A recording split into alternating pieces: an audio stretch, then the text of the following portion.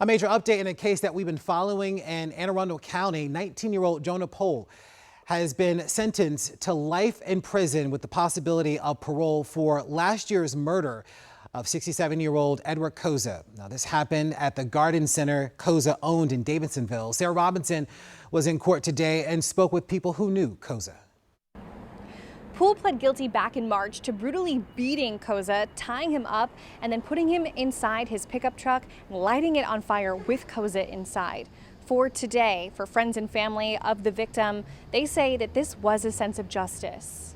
Under the plea agreement, life without the possibility of parole was off the table, but the judge said if the decision had been hers alone, she would have at least considered a sentence without parole. She also said one question remains unanswered: why Jonah Poole did this. The case began on May 24th, 2025. Prosecutors say Poole and his then-girlfriend, Kylie Dacus, went to the Tropic Bay garden store owned by Edward Koza. We're told Poole brutally bruised Koza in the head and abdomen after a struggle inside the store. Prosecutors say the two then tied Koza up, put him inside his pickup truck, drove to get gas, returned to the store, and then set the truck on fire with him inside. The judge was shown Snapchat video of Poole setting the truck ablaze while Dacus allegedly held a shotgun pointed toward it. We also viewed graphic photos from the scene. The defense argued the autopsy showed Koza was already dead before the fire was started, but the judge said that did not change her decision, saying the evidence showed a clear intent to commit murder and that the killing was planned.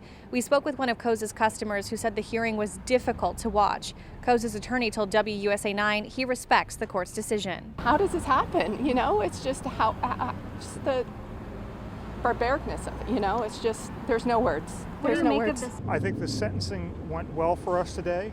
I think the judge had a very difficult decision to make, and we respect her decision. Those who knew the victim spoke in court and described him as a gentle animal lover who went out of his way to help others. They also said he had been struggling with his health at the time of the murder. Poole briefly worked for Koza before being fired for reportedly making inappropriate comments to him. Poole also addressed the court, telling the judge he deserved whatever sentence she imposed and that he had no excuses for his actions. Dacus, Poole's girlfriend at the time and co-defendant, is scheduled to face trial later this year. Reporting in Annapolis, I'm Sarah Robinson, WUSA 9.